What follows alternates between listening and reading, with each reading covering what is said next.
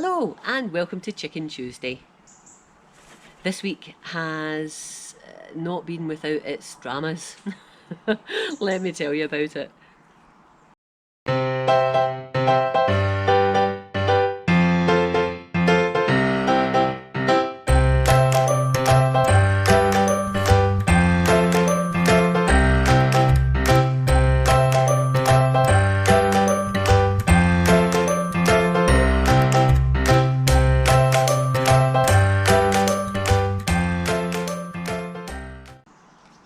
So on Monday, got home from work, let the girls out, and they all seemed quite happy, running around, wanting their grape treats. And then I noticed that looking at Beryl, she'd become a little bit more subdued than normal. And I looked at her derriere, and you could see her little pink vent. Sorry for oversharing. Vent is the name you give to a chicken's bottom, where the poo and the eggs come out. And usually it's hidden by feathers. If you imagine, you've got the tail feathers, and then you've got the fluffy bum feathers. And when the poo or the lay an egg, sort of fluffy bum feathers just come down. It's almost like, if you imagine that's the tail feathers and that's fluffy bum feathers, it sort of goes like that. And it just sort of opens up a little bit so that when they poo or lay the egg, feathers are out of the way, nothing gets dirty. And normally, as I say, the vent is completely hidden.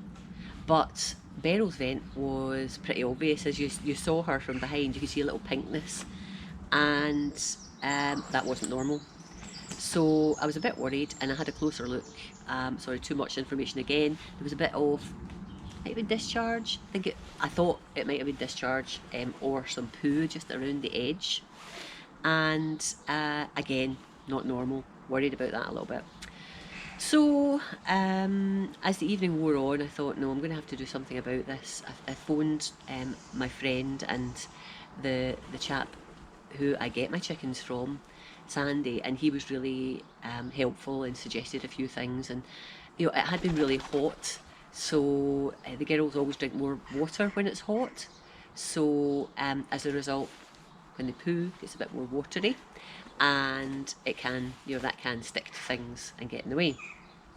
So I said maybe she's just a bit hot, just get her out into the house where it's cool, because it was cooler indoors than it was outdoors at that point, and just keep an eye on her. So I brought her in, and I brought Edith in with her, so the two of them were stoting about the kitchen, and I popped Beryl into a sort of not cold but not hot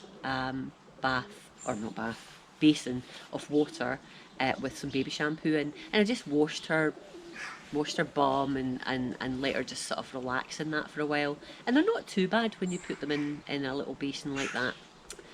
And so everything was clean. I brought her out and gave her a little blow dry. Again, they tolerate that quite well.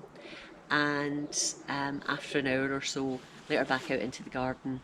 And oh, here's Henry. Let her back out into the garden to wander about and just sort of dry off the rest of her feathers completely. When I put her, when I eventually let them back into the run and into the coop for the night, well, in fact, before that, Beryl wanted in before the others, that's what it was. So she went into the coop, and about 2 minutes after going into the coop, she'd laid an egg. And I'll show you that egg. The egg, Beryl lays eggs like clockwork, and it's always first thing in the morning, almost never any other time. So this was about 9 o'clock at night. So 9 o'clock at night is quite late for, well, it's late for chickens, but it's very late for Beryl. And when I had a look at the egg, whilst it had a hard shell, right size, right shape, it was miscoloured. So instead of being sort of a sort of darkish brown all over, there was sort of washed out areas. So it wasn't right, but I thought, well, maybe she had got a bit dehydrated and was having a problem just getting the egg out of her system. Chickens lay eggs all the time, but sometimes their egg production goes a little bit awry. So I had a very worrying night. They all went to bed. she was okay, but you know, not her usual self. And so I was up at the crack of dawn and out to see what she was like in the morning. So in the morning, I'm pleased to say that she looked a bit brighter. And by the time, no, by the time I was ready to go to work, she'd laid another egg. Now that egg wasn't right at all, and I'll show you that egg as well. That egg was soft shelled, not completely soft shelled, but part of the shell was sort of thin, and the rest was quite squidgy. So the egg production had sort of failed again, but at least she'd got the egg out first thing in the morning, and she was much happier. And when I let them out for a run before I go to work, they were running about the garden. She was running about the garden. She was eating. She was quite, you know, a lot happier. So I was a lot happier to actually see that happen. Next day, that would be Wednesday, she laid an egg first thing in the morning, perfect, no problems at all, and she's been fine ever since. So yeah, it was a bit of a sleepless worrying overnight on the Monday night, and still quite a worrying Tuesday, but fingers crossed, she's okay now, and it's just been a blip. Now, why that happened, I'm not entirely sure. Could be weather related, almost certainly weather related, or it could just be one of those things, a little blip for her, because she's such a frequent layer. And what I figure was, whatever slowed down her system, so that the first egg had gone through her system really slowly. The other egg was already on the go, because I think it's every 26 hours, 24, 26 hours, there's an egg generally coming through the system. And because the egg on Monday was so slow to come through, the egg on Tuesday, it was laid at the same time as normal, and that hasn't had as much time coming through our system because the other one was holding up proceedings. So I wonder, and I'm completely guessing here, but I wonder if, because that first egg was so slow, the second egg just didn't get enough time to get all of the shell laid down, and that's why it came out soft, or softish. So yeah, that's what I'm assuming has happened. But as I say, fingers crossed. She's mended now. She's quite happy, and since then every day she's laid a normal egg at the normal time. So I am so much happier because, you know, they're pets. They're not just egg making machines for us. They're pets, and we love them dearly. And when they're unwell, it is very worrying. And with chickens in particular, now I'm in my third year keeping chickens, but I'm still very much a novice where that's concerned, and you're still experiencing things. Once you've experienced something, you can sort of notch it up, and you think, okay, I understand maybe what that's going to look like next time. And I've had my fair share of these things, but it can be a bit tricky, particularly also because vets aren't used to dealing with chickens, and that might sound really strange to you, but vets aren't. If you imagine the chickens that vets in the past have been confronted with are hundreds or thousands of chickens in meat or egg production units, factory farming if you like, or even free range farming. And I'm not saying, meaning to sound accusatory to farmers, but if you've got thousands of chickens, if you've got one that's not well, you're not taking it to the vet, and you're not getting the vet out to it. You'll dispatch it humanely, and that's the end of it, because it's not worth it to you to actually do anything about it. That's up to them.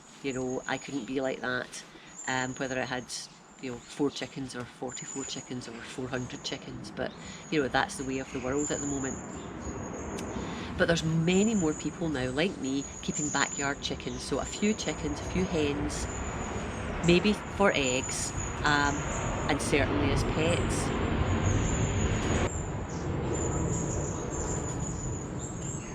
I don't think vet training has actually caught up yet with the fact that there's lots of people in the UK, I'm talking about.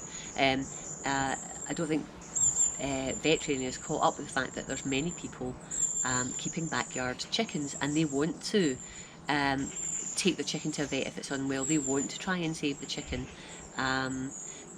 it's getting there, and there are some specialist vets, but your ordinary vet that you would go to with your cat, your dog, even your horse or your rabbit or whatever, they're not as trained up as ultimately they will be. Some vets go on special courses, etc. as well.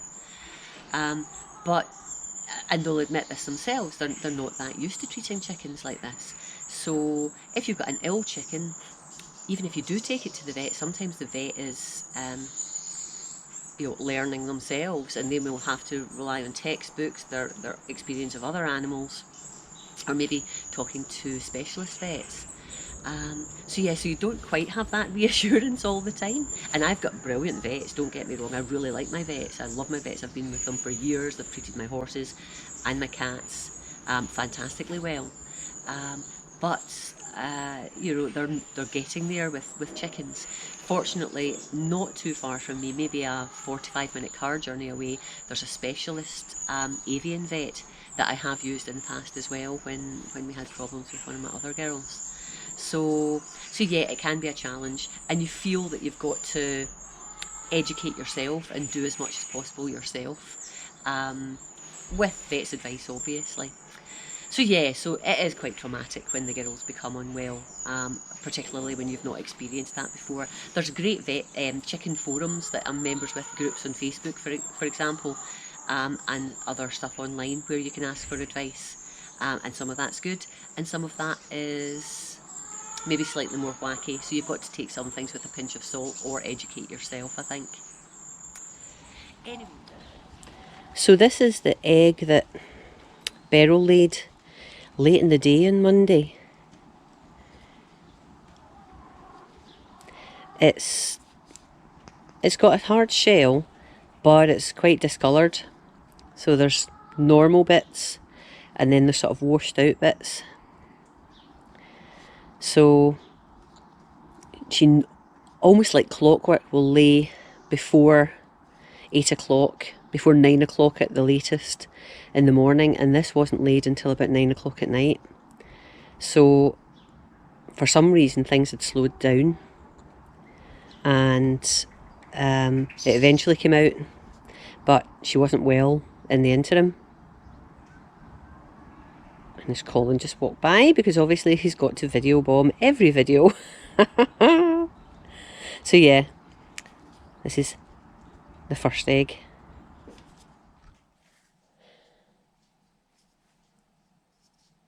So here's the egg that Beryl laid the morning after I noticed that she was unwell.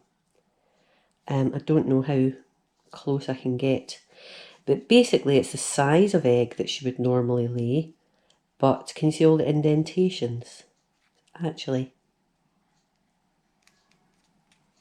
I'm trying to see if you can hear it.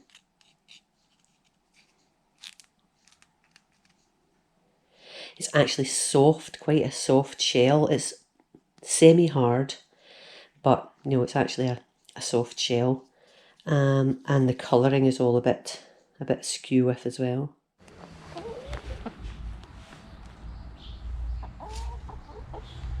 So there's Beryl in the background there. As you can see, she's happy. Happy as can be. She's out rooting around. Hi, Beryl. I'm just trying to get a view. So if you have a look at our back end, or the back side, the left side there, and you can see you've got the tail feathers, and then you've got the fluffy bum feathers underneath, and it's where they meet in effect.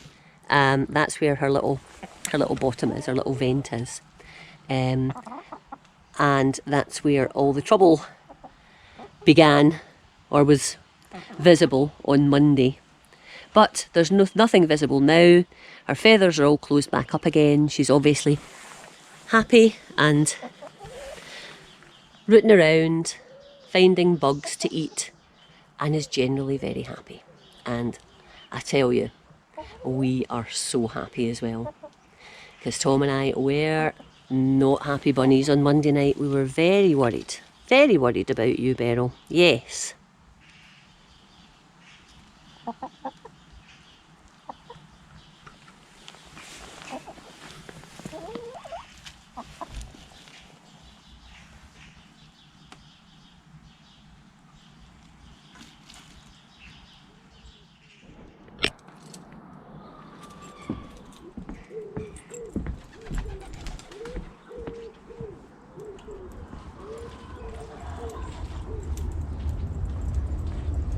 Morning.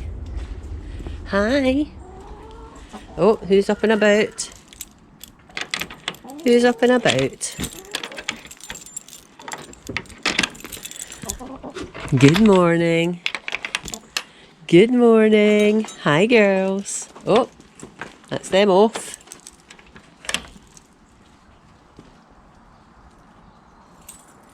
Now, what's happening in here?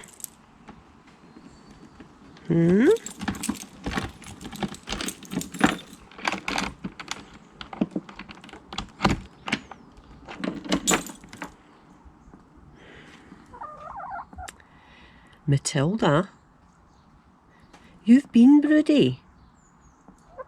Oh, you're naughty. Oh, guess who's broody again? Oh, Matilda. Matilda hen.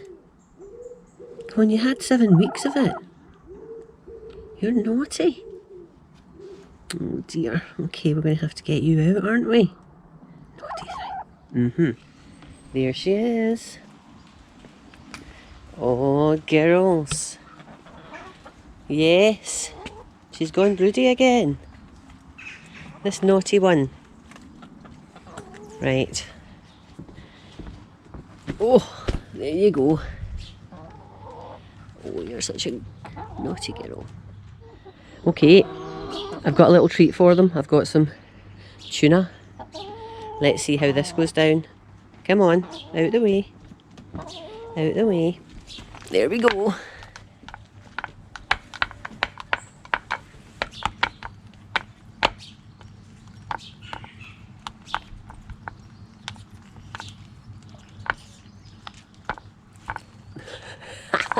Edith, could you get a bigger bit in your mouth? Oh, you don't want any? This lot are enjoying it.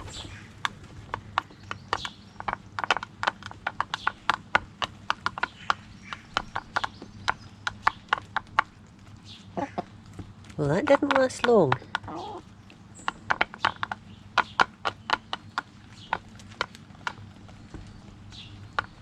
Is that you? Well done. Hello, Hamble. Hamble's having a little seat indoors. Oh. Hi. Hello, big girl.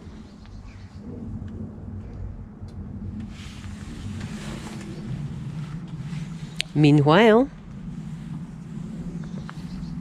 Edith's laid an egg now, and Matilda has come back in to sit on a nest. She's really quite eager to get back in to sit in a nest, and she makes all sorts of pitiful little noises, don't you, darling? And I get all guilty and let you back in. So yes, it's been an interesting week all in. I'm so happy that it's been a happy ending for Beryl and her little bout of illness.